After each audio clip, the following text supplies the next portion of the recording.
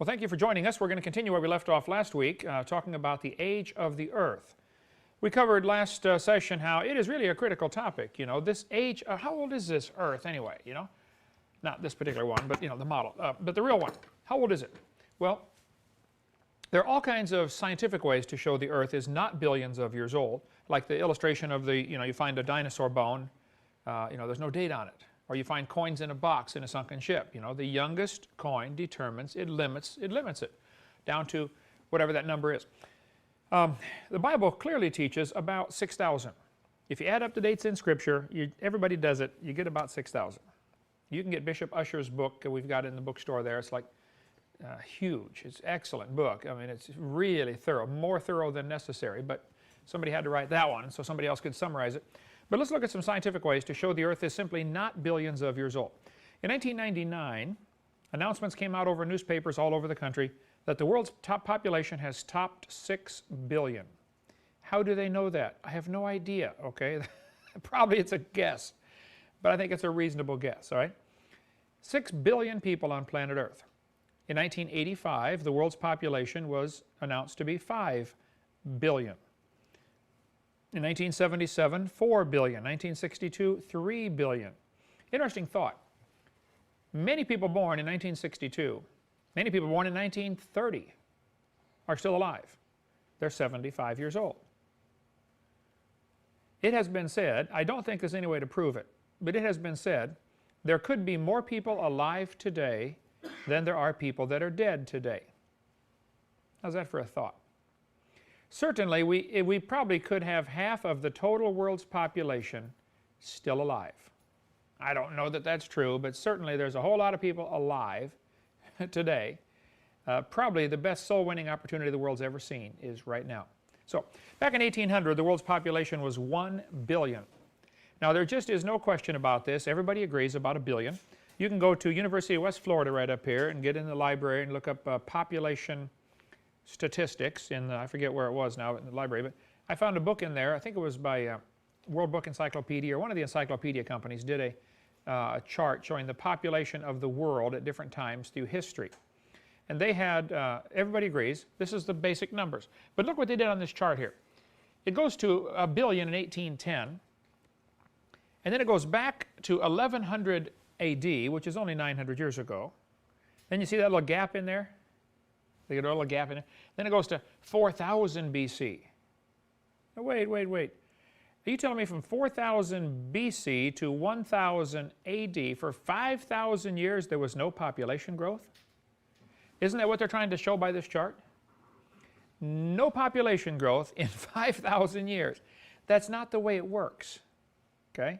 Population in 1800 was about 1 billion. People say, well, the world's overcrowded. No, the world is not overcrowded. There's all kinds of propaganda going on about the world being overcrowded. It is pure baloney. National Geographic ran an article October 99. So, is the world overcrowded? Now, here's the thing. A guy named Thomas Malthus, M-A-L-T-H-U-S. Thomas Malthus did an essay many, many years ago and said, this is way before Darwin, and he said something strange. You want to write this one down. Malthus said, there are more people born than can possibly survive. So it is best if the weakest die off. That book that Malthus wrote had a real profound effect on Charlie Darwin. Darwin read that and said, wow, that's right. When did he say that? This would have been late 1700s, I think. I don't know when Malthus did his essay, but it was before Darwin was even born, I believe. But Thomas Malthus said, populations grow geometrically. You know, you go 2 times 2 times 2 times 2. You do that a couple times and you got a gigantic number, okay? He said populations multiply and the food production increases by addition. Something along those lines. Don't quote me on that exactly, but basically Malthus said the ability to produce food, it increases arithmetically, whereas the population numbers increase geometrically. Major mistake. That is not correct. Because the more people you have, the more people you have to plow the fields and pick the corn and, you know, et cetera, et cetera. It is not correct. But Malthus very convincingly argued the point that it is not possible for everybody that's born to survive. So it's really best if the weakest die off. Thomas Malthus was one of the key people influencing Charles Darwin. Another one would be his grandfather, Erasmus Darwin, who he wrote a book called Zoonomia in 1802, I believe, and he said basically everything Darwin said later, his grandpa said. Now his grandpa, Erasmus Darwin, was an interesting fellow. He was a medical doctor. He would be the equivalent of an atheist today, though back then nobody claimed to be an atheist because you wouldn't have any friends, okay? 1800, nobody would like you. He was huge, huge guy. They had to cut out the table for him to fit his belly in there so he could sit up to the table to eat. They cut a notch in the table, they really did. Thomas Malthus, giant guy. Medical doctor, and really hated the concept of the Bible being an authority over him. So he kind of did all the primary work, and then Darwin, his grandson, took the credit for it with the great theory of evolution. But here they're always running articles, the world's overcrowded. Now I want you to understand, when Darwin's book came out in 1859, this was a common teaching that there are more people born than can possibly survive. How many have ever seen the movie at Christmas time called The Christmas Story? You ever watch that thing, with Ebenezer Scrooge? Yeah. There's a famous line in there. There's all kinds of famous lines in that movie. But Tiny Tim is sick, and they're talking to Scrooge saying, oh, Tim is sick, the ghost of Christmas present or whatever it is talking to Scrooge, And Scrooge says, well, if he's going to die, let him die and decrease the surplus population.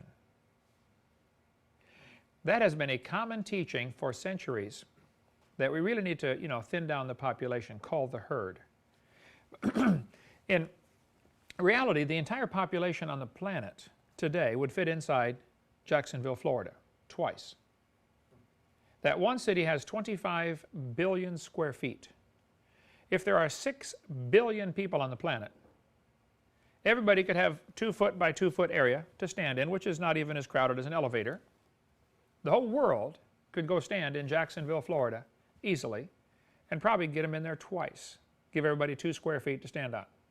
Some take more than that, some take a whole lot less,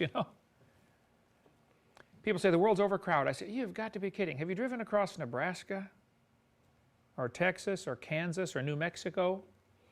I remember my son-in-law Paul and I were driving back from someplace, New Mexico, I was preaching in.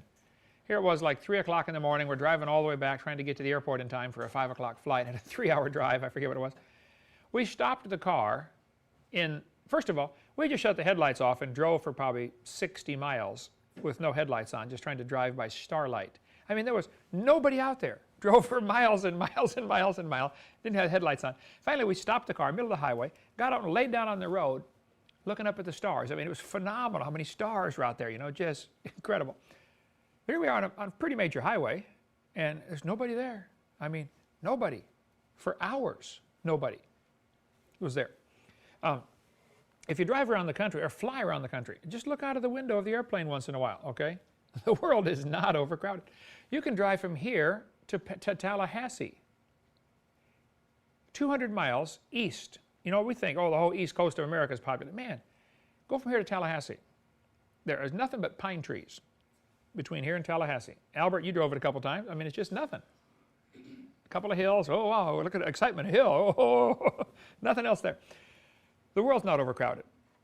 The population of Escambia County, where we live, it would take about 2 Escambia counties to equal the entire population of Alaska. The North Slope of Alaska, they don't have counties up there, they have boroughs, okay? In Louisiana they call them a parish, and here we call them a county. Most states call them a county, but up there they call it a borough.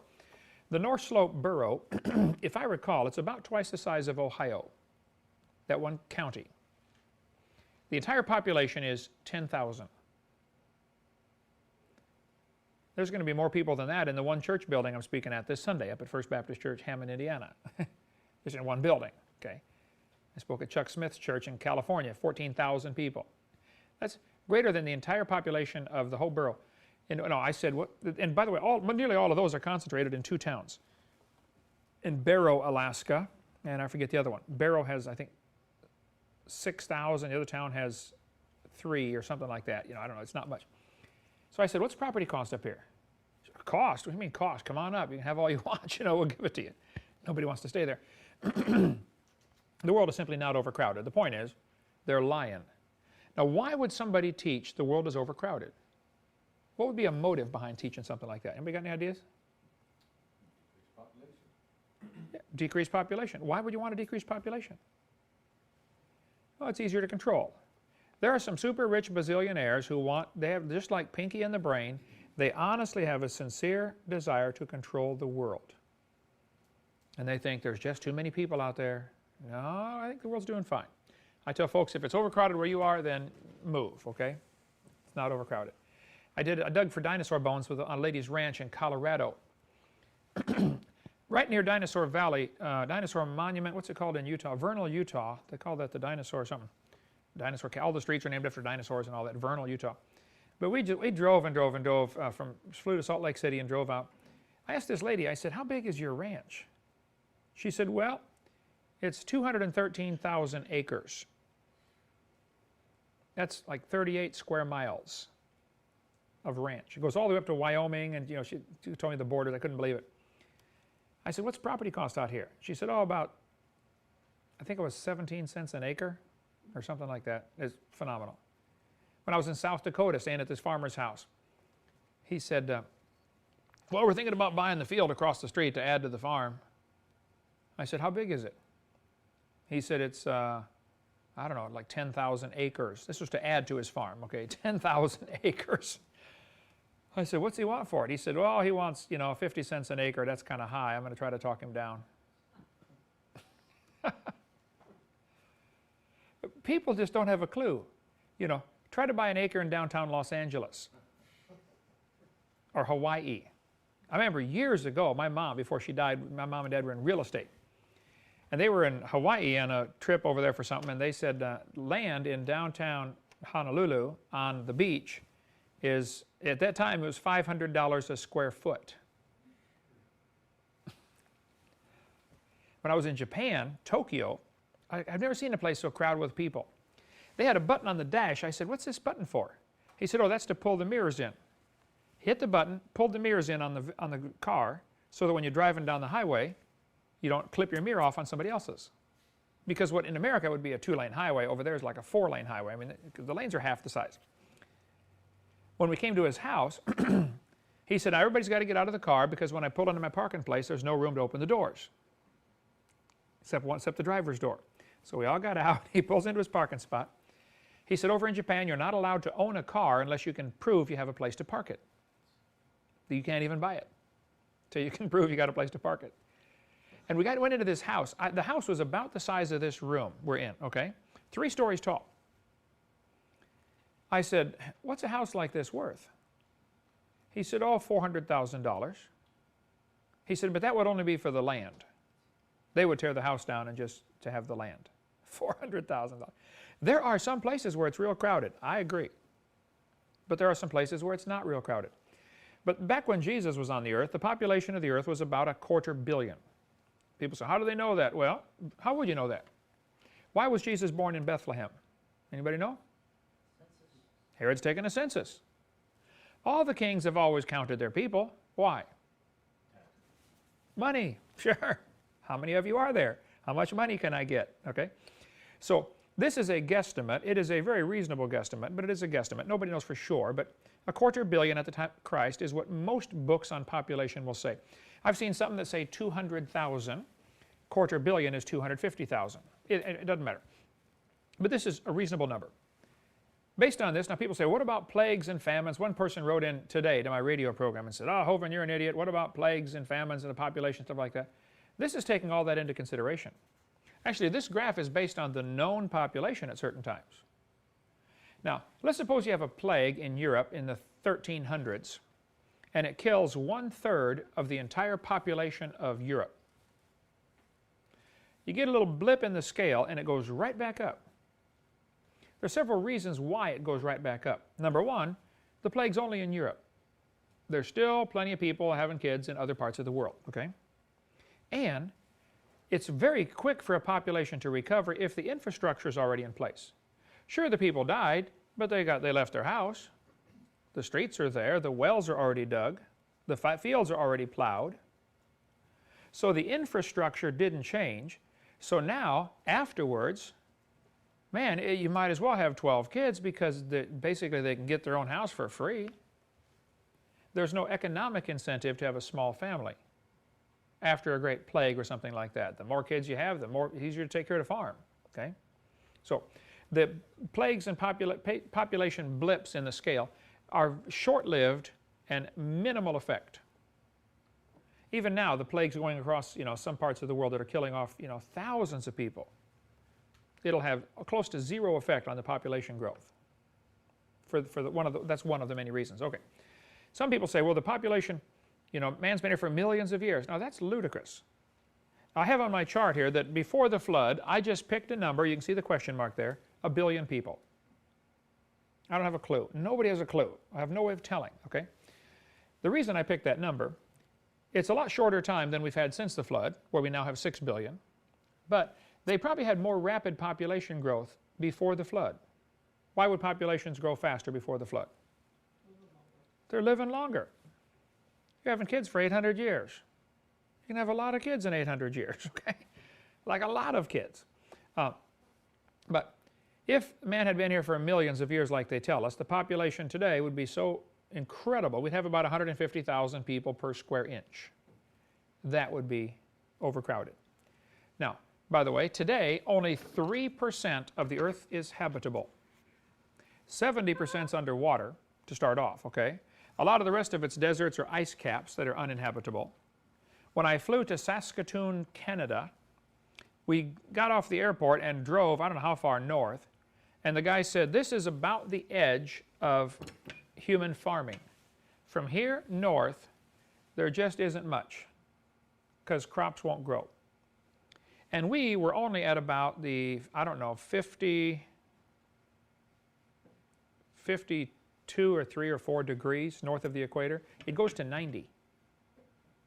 We were just past halfway to the equator, to the North Pole, okay? Sorry, North Pole. So there's a huge section of this planet up around the North Pole that is uninhabitable or certainly extremely sparsely populated. And at the South Pole, nobody lives there without incredible outside support structure. You could not live down there off the land. I would challenge anybody to do that, okay? They got to have an airplane come in every once in a while and bring them supplies, or they're not going to make it.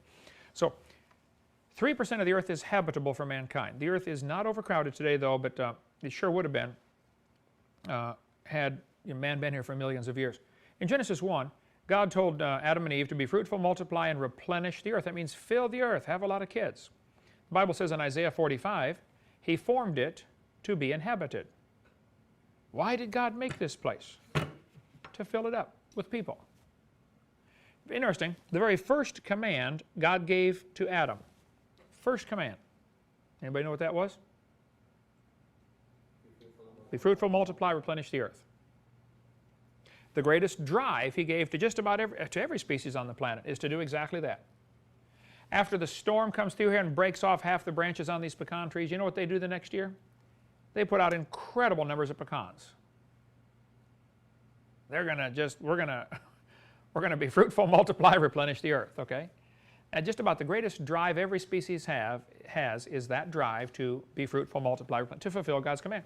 So even all the perverts in the world, even the Bill Clintons and the Hugh Hefners and the Playboy crowd, they're going to give glory to God on Judgment Day because their very wicked lifestyle is proof God's God. God's in charge. Judgment Day, God's going to say, look at this. Here's what I said. I gave you this command, I gave you this desire, and I gave you these rules. You followed the command, you took care of the desire, you didn't follow the rules. You're in trouble. That's what it's going to be. Okay, God formed it to be inhabited. But there are people like Jacques Cousteau who said, in order to stabilize world population, we must eliminate 350,000 people a day. Now, Jacques Cousteau was one of those guys who really wanted a one world government, a new world order, let's save the planet. We got to kill all the people to save the planet. By the way, all the quotes are referenced at the bottom of the screen here. Ted Turner, president of CNN, said, what's the Communist News Network? A total world population of 250 to 300 million people. A 95% decline would be ideal. Okay, Ted, you first, okay?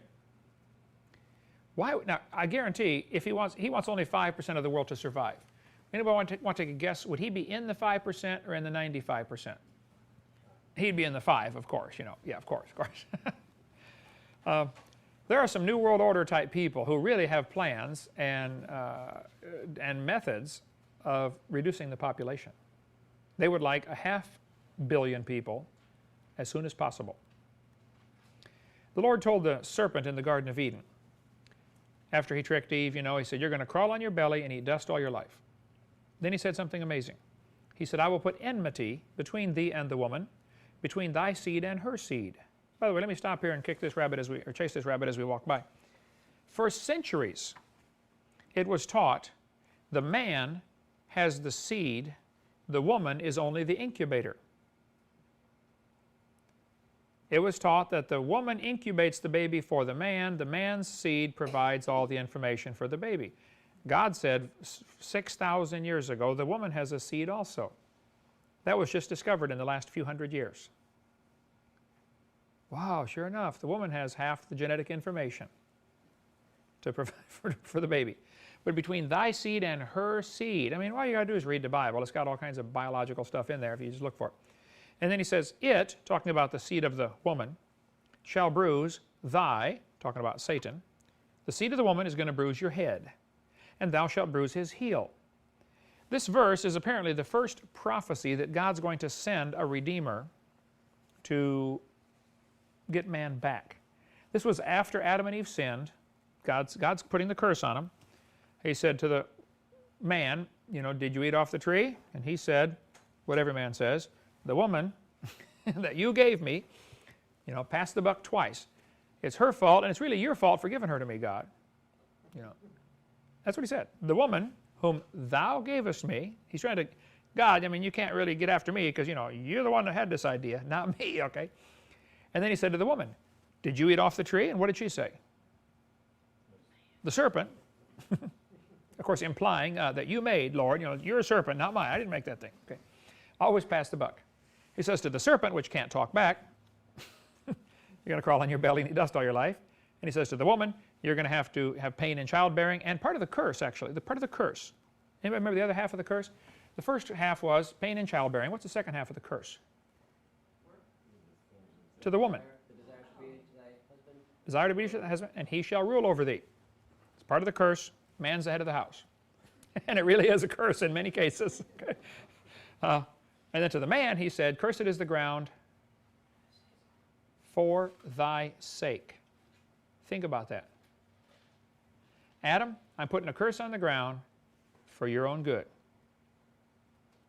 That's why welfare is so devastating to a country. If you don't have to work, you sit around thinking up ways to get into trouble. I see these kids in high school, you know, the daddy buys them a new car, buys them everything they need, they never have to work. Sit around thinking up ways to get in trouble.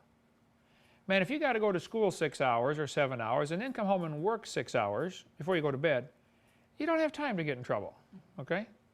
I really would like to get in trouble, but I'm just too tired, okay? And all the buddies are calling you, hey, you want to go out and party tonight? No, man, are you kidding? I got to get up at 4 in the morning and throw papers, you know, or whatever. Work, especially for a youngster, is one of the best things for him. Great therapy. 1 Thessalonians says, if any would not work, neither shall he eat. That's God's welfare program. Real simple. Don't work, you don't eat. What I did with my kids when they were growing up, only had to do it once. It was always a threat. Here's the list of things to get done. Supper's at 6 o'clock. They show up at 6 o'clock. Hey, let's pray. Lord, bless the food. You know, bless the bunch as they crunch the lunch. Amen. Oh, before you eat a thing, I've been going over the list here, and Eric, I noticed you had 4 things on your list. You didn't do any of them, did you? No, Dad. I got busy, you know, playing basketball, TV, whatever. Oh, well, son, sorry. Go finish the list. Come back and eat when you're done. You don't work, you don't eat. Simple welfare program. Real simple. Absolutely idiot-proof. You don't no work, no eat. Simple. Anyway, God said, and back to Genesis 3, it shall bruise thy head. Now, Satan here was warned, someday a seed of the woman is going to bruise your head. And thou shalt bruise his heel. How many of you ever stepped on a stone and had what's called a stone bruise on your heel? You ever had one of those? They hurt like crazy, okay? One of Saddam Hussein's sons, I forget which one it was, loved to torture people just to keep them in line over there in Iraq. They showed something on TV about the stuff he did to the people over there. Unbelievable, you know. He would get their ankles in like the equivalent of stocks, you know, and put their feet off the ground. They're laying on the ground with their feet up. And he would take a billy club or a small ball bat and beat the bottom of their feet. Every part of your body hurts when you beat the bottom of your feet. Okay? You can cause pain in your earlobe by beating the bottom of your feet. Okay? How many have ever been to a reflexologist, a guy who massages the feet to get rid of the... You ever seen that? We had a guy in Kankakee, Illinois, when he first moved up there.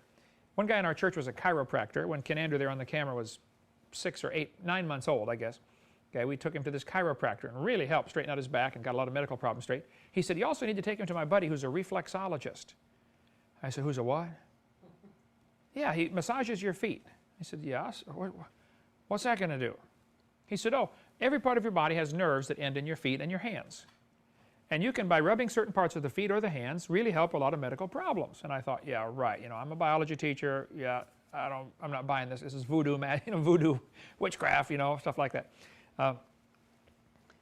So I went totally non-believer. Okay. I said, I'm not going to tell this guy anything wrong with me.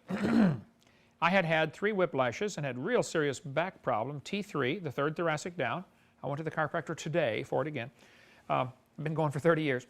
I said, I'm going to just see what this guy can tell me. You know, they say he can tell from your feet what's wrong with you. I said, I don't believe it. I sat down, lazy boy, plopped my feet up, you know, rocked back, laid there. He started rubbing my feet. After about 15 seconds, he hit a spot. I jumped. He said, wow, you have back trouble, don't you? I said, oh, why? Why would you say that? He said, because this spot. Oh, okay, okay. He said, I would say it's in the center of your back. Looks like 3rd or 4th thoracic is out of place. As he played with that spot, and I squirmed in the chair. He was able to feel the bottom of my feet, squeeze it, and told me everything wrong with me exactly to the T, 100%. Got it exactly right. How many of you have been to the guy in Milton that we call him the witch doctor here? He looks in your eye. Looks in your eye and looks at the iris, keeps looking at a chart, looks at his book, looks at your eye, looks at the chart, tells you everything wrong with you looking at your eye. The strangest thing. He got mine 100% right just, 6 months ago when I went there the first time. Said, let me see your eye, you know.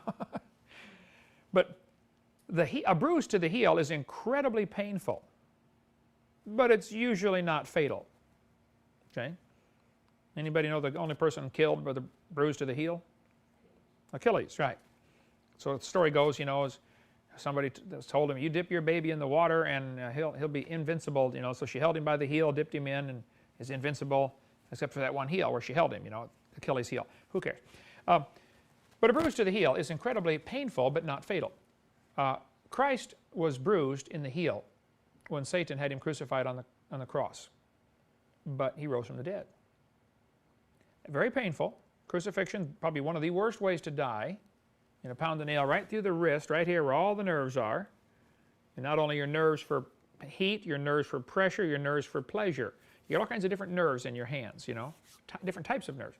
They all run right through there. You know, they would nail them right there between the carpal bones, because here it just rip out, you know. Nail them right through there.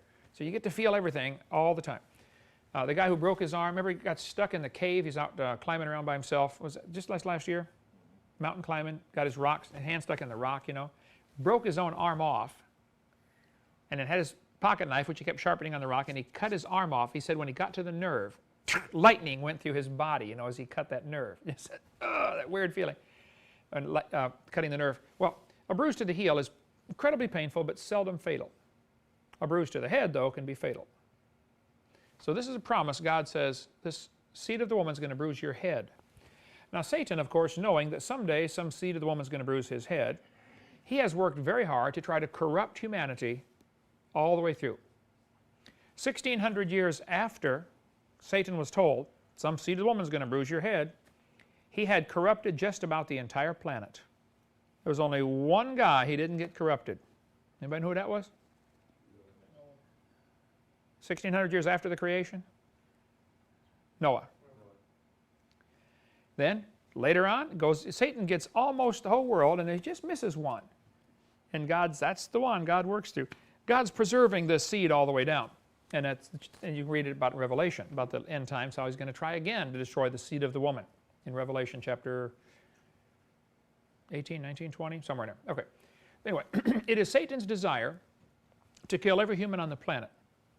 Remember when Herod was going to kill baby Jesus in Bethlehem? What did he do? He killed all the children. Let's just kill them all to be sure to get the right one. Now, it is purely Jewish tradition. I don't know that this could be proven in any way, but Bethlehem's not a very big town. Even today, it's not a very big town. Okay. So the Jewish tradition is that there were 22 babies killed, one for each letter of the alphabet, of the Hebrew alphabet. 22 babies killed that night. Herod apparently later was called into question for this. I mean, obviously, hey, what are you going to town and kill all the babies for? You know, he has a boss too, you know. And so the whole story of this is found in the Archco volume, which we sell in the library there. Now, whether the Archco volume is legitimate or not, I don't know. There are some real serious arguments about it. It's a forgery, blah, blah, blah, etc. I don't know. It's amazing reading. If it's true, yay. If it's not true, it's still amazing reading, okay? Type of historical stuff. If you haven't seen the Archco, A-R-C-H-K-O, you might want to take a look at that and read some of that. But anyway, Herod was called into question for killing all this, but the bottom line is, his goal was to kill Jesus, and so he killed 22 innocent people. There have always been dictators who want to work that way. You know, they want to accomplish a goal. If you got to kill some innocent people in the meantime, oh well.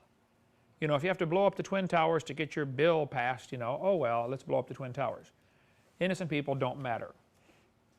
Charles Wooster, who works for the Environmental Defense Fund, said, people are the cause of all the problems. We have too many of them. We need to get rid of some of them. Of course, he's not in the ones that need to go. And they were talking about banning DDT, which had some problems, of course, but was very effective at what it did. In the old days, they used to soak lumber in creosote. Anybody remember the old timers remember the creosoted poles? Man, and they used to put, what's the stuff they used to put around your house to get the termites out that they banned? It worked really well for termites, and anything that works good has been taken off the market, you know. Now you got to have stuff that brings them in. What Termidor is what we use now, you know. It brings them in, and they eat it and go back to the hive or whatever the tribe and colony and kill them. But here they were talking about banning DDT, and Wooster said, well, if we ban DDT, it will help lower the population of people. Interesting. Bill Clinton, spelled with a K intentionally there because of his communist leanings, Bill Clinton signed the Biodiversity Treaty in 1993. Which says, we must either reduce Earth's human population to 1 billion or reduce the standard of living to an agrarian peasant status. What are they trying to do? There are 6 billion people on the planet. They would like to reduce the population to 1 billion or make everybody a peasant. Because a farmer, you know, he doesn't have much impact on the ecology like a person driving a car. You know, and wanting actually hot water in their house, you know, and actually building a road. And, you know. The United States was divided up years ago to protect the biodiversity, you know, to protect the animals. And this map shows the proposed biodiversity impact. The red areas are for animals only, no humans allowed, period. The yellow areas are for buffer zones to protect the animals. You can go in the yellow area if you have a special pass. Green areas are for humans. It goes back to the animal rights, you know, mentality. Animals have rights. I agree.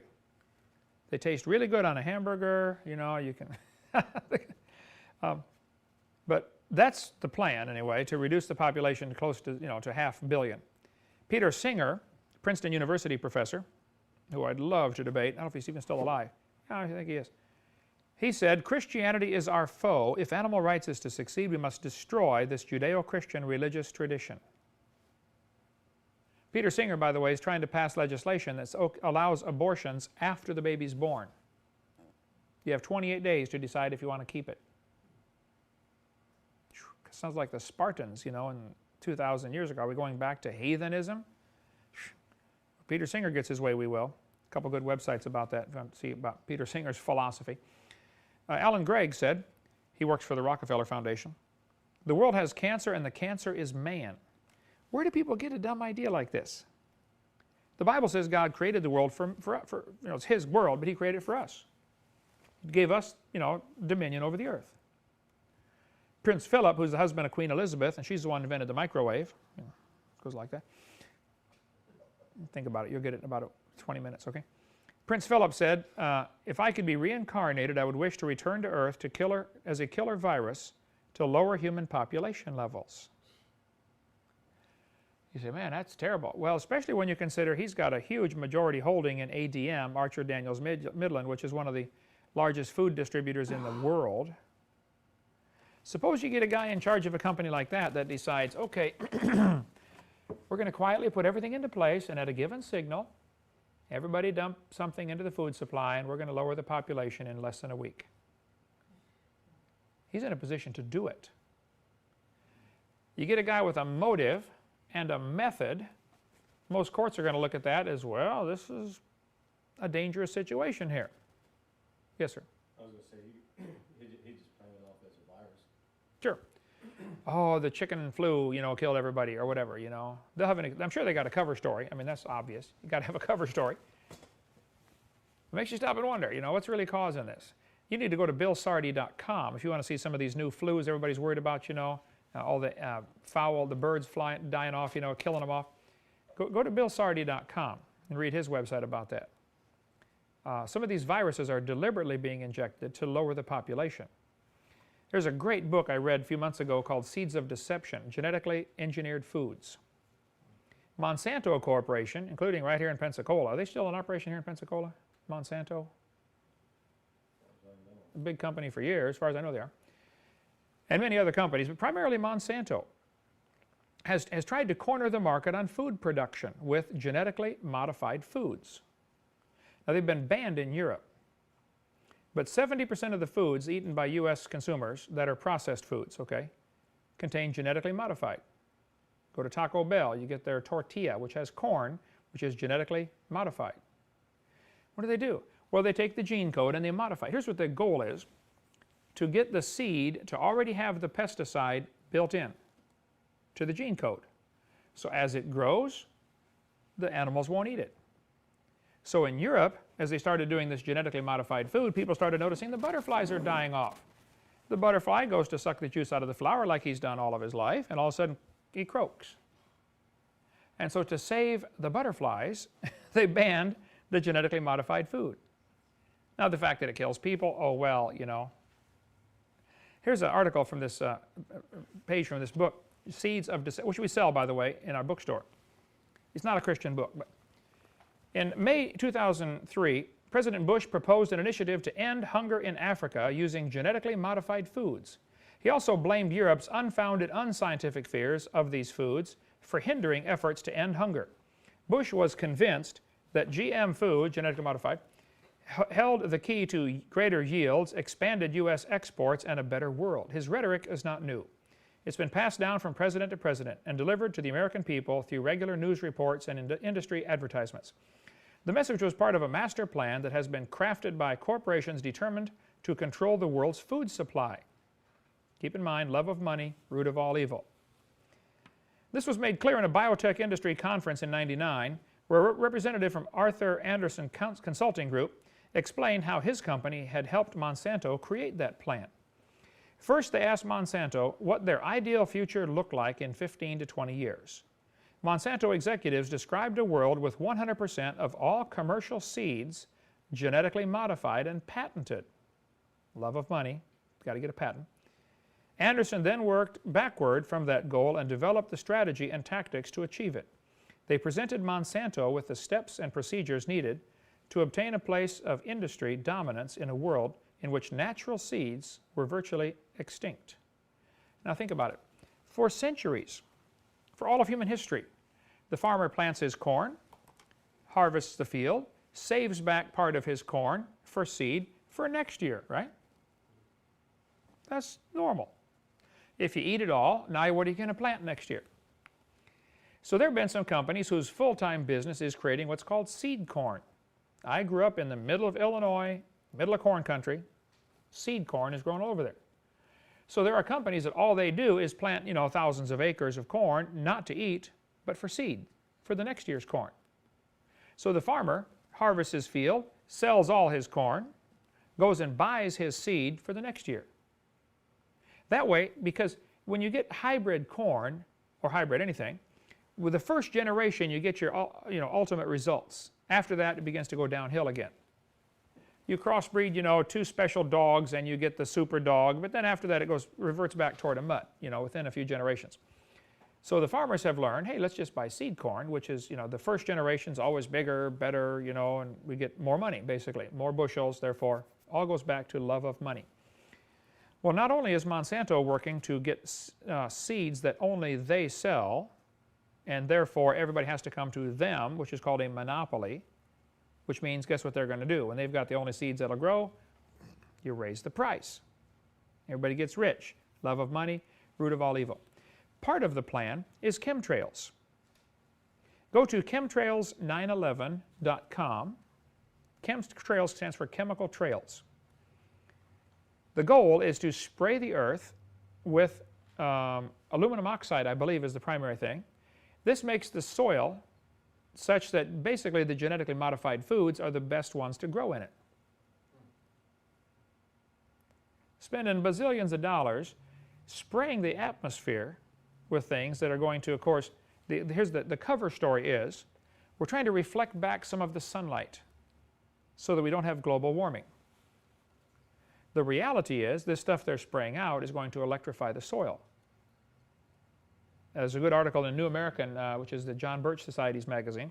I'm not a member of the John Birch Society, nor am I against them. I'm very much for them, but I'm not a member of anything except the Lord's kingdom in my family. But they have engineered extinction. The goal is to destroy America's resources and the world's resources. United Nations has a philosophy, very simple, food is power. We use it to control behavior. We do not apologize. They want to reduce the population by whatever means possible. Let's take about a 5-minute break and come back and talk about more of the plans for the New World Order and what you can do about it after a few minutes. All right, let's go back to the population control. United Nations folks said food is power. We use it to control behavior. We do not apologize. Boy, they can sure do that too, What if a famine hits a country? They want everybody to move into the city where they can control them a little better. Well, let's just have food distribution because of the famine. But of course we're going to do it where we want you to come. Outside of Atlanta, Georgia, you can go about, I'm going to guess 70 or 80 miles, probably more than that. Yeah, 80 or 90 miles, I don't know, east of Atlanta to the little town of Elberton. Elberton is famous for its granite mines. They mine granite there. Of course, Stone Mountain, Georgia is a huge granite rock. If you've never seen that, you ought to go see it. But you go north on Highway 77, about 7 or 8 miles. The Cherokee Indians call this the center of the earth. That was their holy ground, the center of the earth right there, north of Elberton, Georgia. Well, you drive up that road and there's absolutely nothing out there. I mean, it's just zero. Except way off in the distance, about, I don't know, a quarter mile off the highway, you see these rocks sticking up out of the ground, like Stonehenge. I went over there to see them. I said, what is this? I'd heard about them, read about them quite a bit. I said, I want to see it, okay? What you'll see on these rocks is very interesting. There's a stone on the ground that says it's put up by Arthur C. Christian, a pseudonym. In other words, he gave a false name. According to the story, the local story there, the people at the granite quarry that dig out the granite and cut tombstones and stuff out of it and sell it, ship it all over the place, and granite slabs for, countertops and things like that. They said some guy came in, paid cash, had a drawing, said, this is what I want made. Make this for me. And on a certain day, I think it's on the equinox or something, or the solstice or whatever, the sun shines through a little hole in the center rock, and it lights up a little spot on the ground. Typical solar sun worshiper guys, oh wow, look at this. We know where the sun's going to be. Ha ha, we're smart. We have special knowledge. There are a number of people, myself included, who believe this is part of the Masonic Lodge that paid for this. Okay, now most of the Masons have no idea what they're in. They think they're in a do-gooders club, and they don't realize they're in a satanic organization until it's too late. We had a guy in our church, brother, that came up to me a year ago. I said, Brother Hovind, I'm a Mason. I heard you mention in your seminar the Masons are bad. He said, I've been a Mason for 20 years and I got, 32nd degree, whatever it was. He said, why do you say Masons are bad? I've never seen anything bad with the Masons. I said, I'm sure you haven't. I said, would you read a book? He said, yeah. So I gave him the book Beyond the Light, which is available on Chick Publications, chick.com. It's Masonry Beyond the Light. I gave it to him. Very easy to read. I said, just read this. Let's talk in a couple weeks. A couple weeks later, he came to me at the church over at Marcus Point Baptist Church. Handed my book back and said, I have quit the Masons and I'm encouraging everybody I know to quit the Masons. Thank you for letting me read that book. So I'm not saying all Masons are bad, okay, but there is an evil organization inside that secret club. And you won't know about it till you get to the top, and then it's too late. But here, Arthur C. Christian, which many people think was a Mason, they have right behind my shoulder, I don't know if you can see it in the picture there, you see the hole in the rock. It's a slot cut through this granite slab that the sun shines through and lights up some spot on the ground, you know, to be some solar solstice sun worshippers. But here they have what they have on these stones in 12 languages. They have carved the 10 commandments for the New World Order. Commandment number 1. Maintain humanity under 500 million, that's a half billion, in perpetual balance with nature. You can go to radioliberty.com or cuttingedge.org and get mountains of stuff about these Georgia Guidestones. Or just go to the internet, type in Georgia Guidestones. You'll see all kinds of stuff on there. They were put up about 1980, if I recall. 25 years ago, they put these stones up and say, one of our first goals is to have a half billion people on the planet. Now, wait. Who was awake an hour ago and remembers how many people are on the planet right now? 6 billion. Their goal is to maintain humanity at a half billion. It looks to me like somebody's going to have to die to make that goal. Like a whole bunch of somebodies. Right? I mean, as far out as it sounds to Christians who don't even think in these terms generally, there are people who would like to wipe out 95% of this planet. They want to kill you just because you're breathing air and taking up space. Hitler wanted to kill the Jews just because they were taking up what he called, I forget the German word for it, but it amounts to living space. He said, we need to have more living space for the blonde-haired, blue-eyed German, you know, the superior race. We have much more on this New World Order stuff. We cover some of that stuff in our CSE 101. I don't want to make sure I don't leave anything out since this is our CSE 201. I want to cover all, kick every rabbit, kick every dog, chase every rabbit. We can as we go around here. 402, okay. I don't know what the future holds. I know who holds the future, okay, and God's got it under control. But regardless of what happens to the population, the fact is the current population of 6 billion people is a clear indicator man has not been here for more than a few thousand years. Even with wars and famines and everything you can imagine thrown at the human population, 6 billion years is plenty to put all the people on the planet. There was a Discovery Channel special a couple of years ago. They said, based on DNA studies, scientists are now putting forth the theory that there was a catastrophe 70,000 years ago that reduced the human population to a few thousand, creating a genetic bottleneck. They propose that a volcano caused this near extinction of mankind. You know, I think they're onto something here. Based on DNA studies, there was a genetic bottleneck. Can anybody think where there might have been a genetic bottleneck? Noah's flood.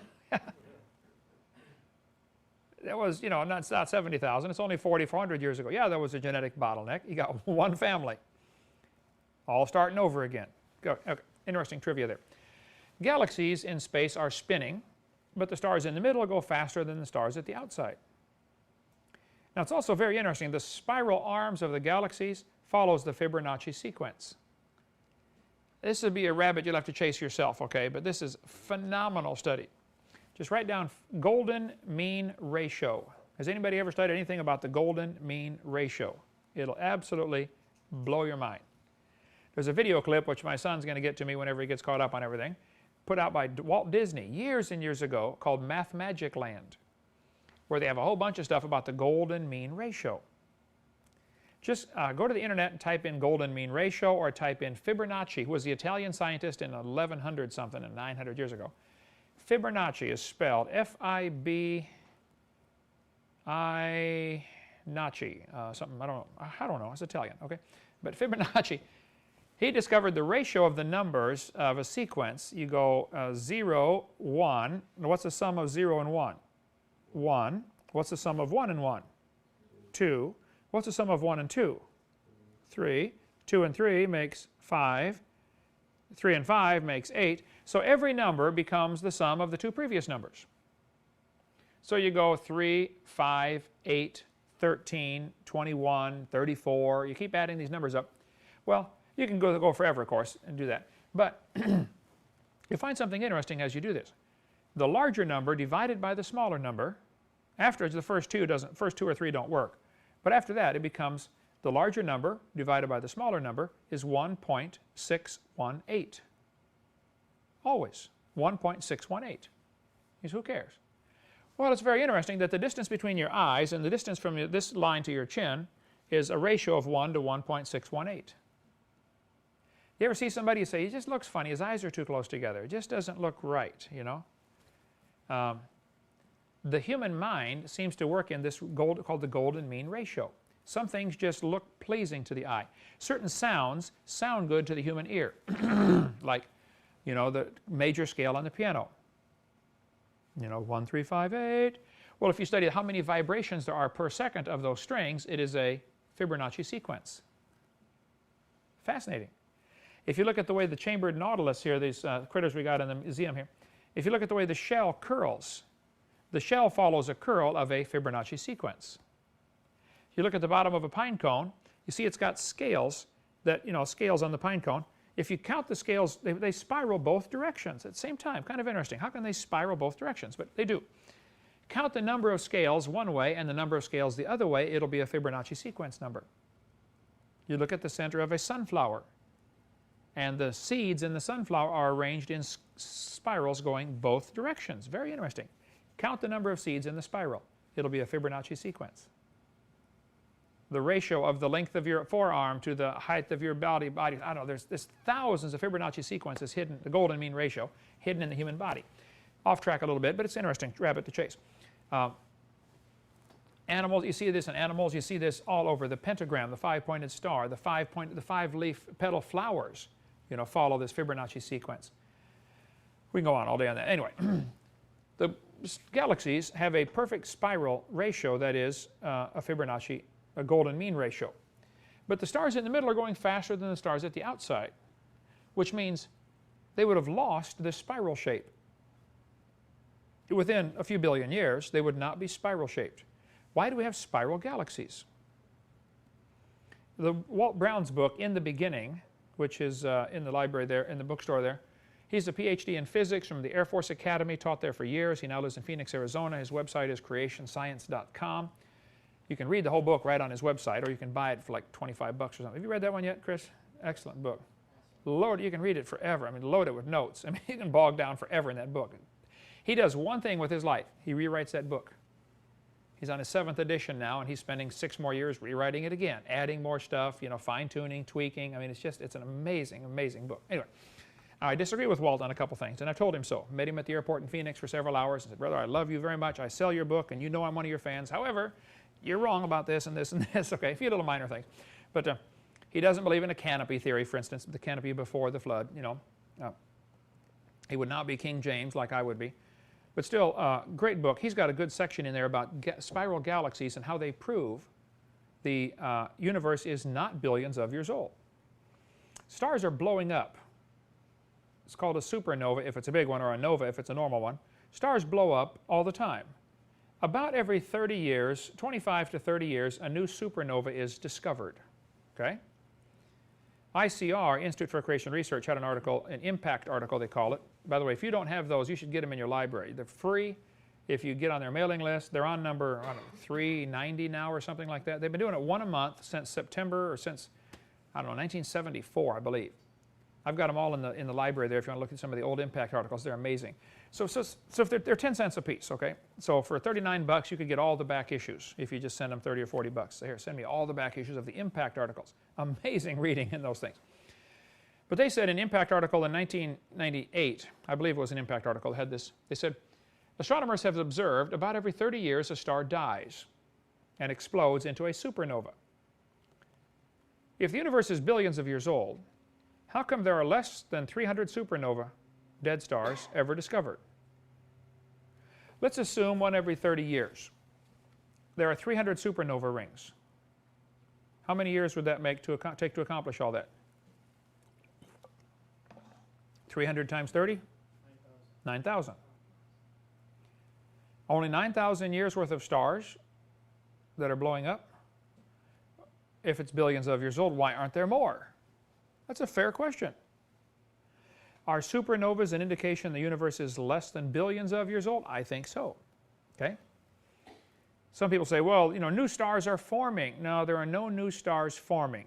This is propaganda. We never see a star form. We'll get into more of that in video 7, about 9 years from now. Okay. This textbook says red giant stars evolve into white dwarf stars over billions of years. On the top one, they've got it taking 100 billion years if it's a small one. If it's an average one, it takes 10 billion. If it's a large one, it can only do it in just a few billion years, boys and girls. And the kids are memorizing this and putting it on the test, Swallow it, puke it back up for the test. Now hold on a minute. All of them, though, say it takes billions of years for a red giant to turn to a white dwarf. I will not argue about whether red giants turn to white dwarfs. I think they probably do.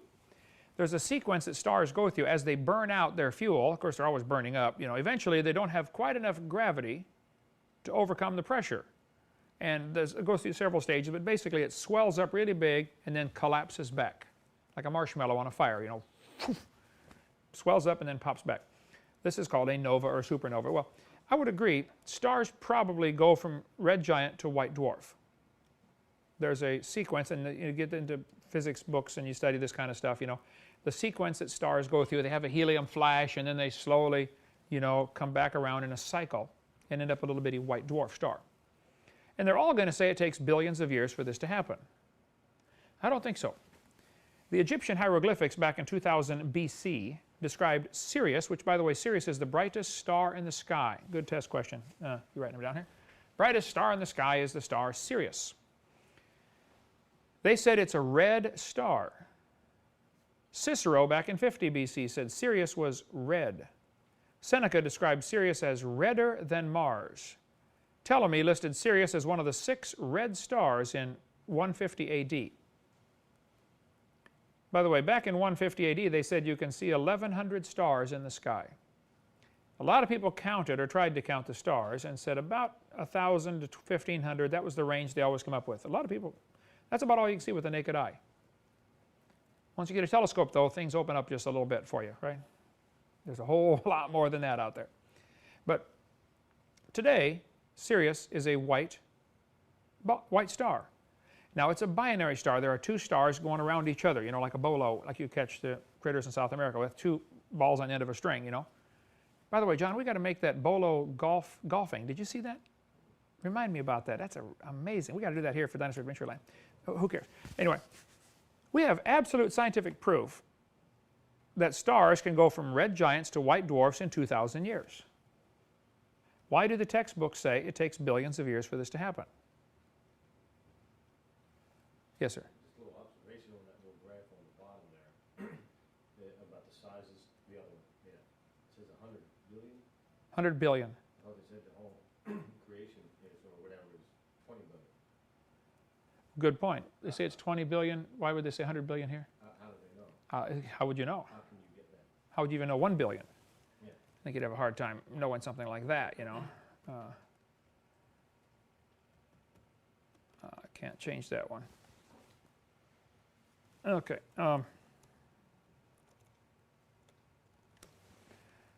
So here we have scientific proof it does not take billions of years for this to happen. It can happen in 2,000 years or less. So if anybody tries to use, red giants and white dwarf evolution as evidence for millions of years, you can say, I'm sorry, in spite of all your theories and models, the facts are it doesn't happen. Okay? When they study the bumblebee, the size of the bee, the weight of the bee, the size of the wing, it is aeronautically impossible for the bumblebee to fly.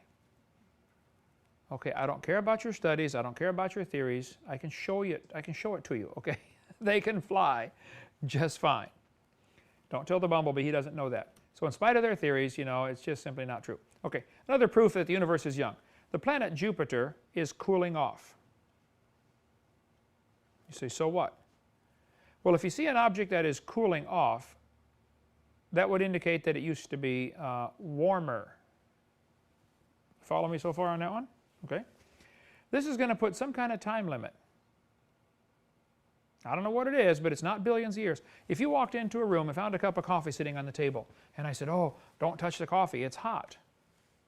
And you said, well, how old is it? And I said, I don't know, it's been sitting there for 400 years. That'd be kind of hard to believe, don't you think? Or even sitting there for 4 years, or even sitting there for 4 days. It's not going to stay hot for 4 days. These planets that are cooling off, you know, Jupiter is like 5 astronomical units from the Sun. Earth is 1, you know, Sun to Earth is 1 astronomical unit, 93 million miles. Mars is 1.5, Jupiter is 5. 5 times farther away than we are from the Sun. So it gets sunlight like we do, but that's not near as effective, okay? It's just too far away. Bottom line is it's cooling off, okay? Well, you can't say that this planet is billions of years old. That's not logical. 6,000, that doesn't prove it's 6,000, but certainly if the Jupiter is 6,000 years old, that creates 0 problem for the creationist, whereas billions would create a problem. Okay, Jupiter has a moon going around it. The moon is named Ganymede, pictured here on the right. Ganymede has a very strong magnetic field. When the spaceship went through Ganymede's magnetic field, as one of the Voyager 1 or 2, I forget, as they're flying out through their Jupiter probe, they said, wow, look at that, there's a magnetic field around this moon. Now, it's been long known that a magnetic field indicates a hot liquid core, like the Earth has a hot liquid core. Sometimes it bubbles up through the top. We call it a volcano. Well, a strong magnetic field indicates liquid core. Now here you got a real problem because you have something much smaller than Jupiter. It's just one of Jupiter's moons. I don't think, if I don't recall the size of Ganymede, smaller than Mars, I think. 1,000, 2,000 miles diameter, maybe 3, I don't know. Somebody will correct me on that, I'm sure. Get some atheists say, oh, see, discount the whole seminar because he didn't know the size of Ganymede. Oh, I'm sorry, okay. Anyway, Ganymede is still hot enough to have a liquid core and still have a magnetic field. So what does that mean? Well, Denver Post ran an article that said this mysterious moon about Ganymede, it should have cooled off billions of years ago. Well, what would that mean? Well, how could it still have a magnetic field? Here, what the scientists are going to do, they're going to spend more money and send another probe up there to try to figure out, you know, how could this magnetic field survive for millions of years? The thought will never cross their mind to question, maybe it's not billions of years old.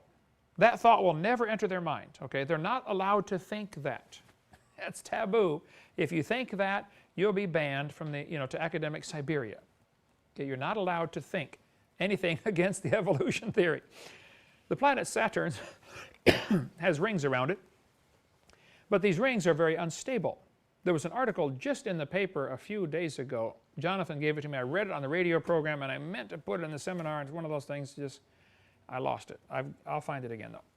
But they said, you know, the rings around Saturn are unstable, and they are, you know, some pieces are being pulled in by Saturn's gravity. Other pieces are spiraling out. How long can an unstable, fragile system last? Would you agree it should have some kind of time limit? What it is, I don't know, but I don't think it's logical to say it is billions of years old. Not logical at all, okay? The moon is going around the Earth. How many of you all knew that already? The moon goes around, okay? As the moon goes, you didn't know that, Albert? As the moon goes around, it's gradually getting farther away. Thomas G. Barnes, who wrote this article here for Impact Article number 110 for Institute for Creation Research many, many years ago. What's that, 1982. He was a PhD in physics. He taught at University of Texas, El Paso. He did extensive studies on the Earth's magnetic field, also, by the way, physics professor. But he said, look, the Earth is moving away from the Earth, and that's been long known. When I was in Hawaii, I went to the island of Maui, where they got this huge volcano out there, and up on top of this volcano, they have an observatory, a big, huge telescope. The reason they choose Hawaii is because it's away from most other, city lights. Generally, it's going to be dark. Okay, you look out at Pensacola, walk outside, look up, you see, 30, 40 stars. Drive out in the country, you see 30, 40 bazillion, Well, this, on top of this observatory, this planetarium in Hawaii, they've got a red laser that they're shooting at the moon. Every time the moon goes by, beep, beep, beep, they're shooting with this laser, trying to calculate the distance to the moon. As the laser bounces back, they catch the distance. Some government project, how those things go. Somebody sitting up there making a bunch of money watching this red thing beep. Well, it has been determined, based on real accurate studies, that the moon is moving away from the Earth. Now, how much? Well, you'll find people argue about that. Anywhere from 3 centimeters, which is 1.25 inches roughly, to 3 inches are the numbers that are generally floating around out there. Some people say more. I don't know. There are several things known to be affecting the moon, to cause the moon to get further away. For instance, as the Earth slows down in its spin, from known factors, we'll get into that in a minute, the slowing spin of the Earth has a strange way of transferring that energy to the moon. You guys that do the flingosaurus all day, you put the 4 kids on there, you get one kid spinning, everybody else flies up. Now, as they come down, their energy is transferred to the next person. They're not even touching, isn't it? It's really cool, the little flingosaurus machine we've got out here. Come try it. Who cares? Well, the moon, because of the slowing spin of the Earth, is one reason, probably the primary reason, but the bottom line is the result's the same. The moon is leaving us, about, let's say, 2 or 3 inches a year. Some are going to argue, no, it's only 1.5 inches. Okay, I don't care, it's leaving. Which means, of course, that it used to be closer. If you bring the moon in closer, you start to create a problem because the moon causes the tides. Now, if you're here in Pensacola, tides are something you have to be a little concerned about. Even though, because we're in the Gulf of Mexico and the tides are a little funny the way they work, the moon is pulling up on the water, and the water is trying to bulge up into this big pile because of the moon's gravity, but it runs into stuff like, continents, and it can't get over it. If there were no continents, if the Earth was just covered by water, there would be about a 200-foot tidal change. In theory, it would be every 6 hours. You'd have a high tide. 6 hours later, these folks have a high tide. So because it pulls up on one side, it bulges in on the other. You can study tides on your own, but you get a high tide, low tide, and it would be every 6 hours, except at the same time the moon is moving. The moon's moving very slowly once a month around the Earth, so it ends up being every 6 hours and 25 minutes. You get a tidal change from high tide to low tide. Who cares? Anyway, there are 2 places where you have really high tides on the planet. The highest tide is up in Canada, the Bay of Fundy, Nova Scotia. The record tidal change is 103 feet, I believe. Tide came up, went back down 103 feet. I was out there at the Bay of Fundy. I've been there several times preaching up there. It's really neat. You can walk out at low tide and you can walk miles and miles out there, but don't get stuck there because that tide comes in like a freight train. It's incredible. The tide comes in so fast, they actually put boats in front of it, and they call it the tidal bore, and you can pay $5 and get on this raft, and it's like you're in the Grand Canyon going down the rapids. It's pushing you upriver like 20 miles. It's phenomenal as the tide goes racing up this river, Bay of Fundy. The second highest tide is in Anchorage, Alaska. Tide changes 30 feet. 40 feet if you have spring tide where the sun and moon are also lined up. Who cares? Anyway, the fact is the tide is affected because of the moon's gravitational pull. If the moon were closer, the tide would be higher.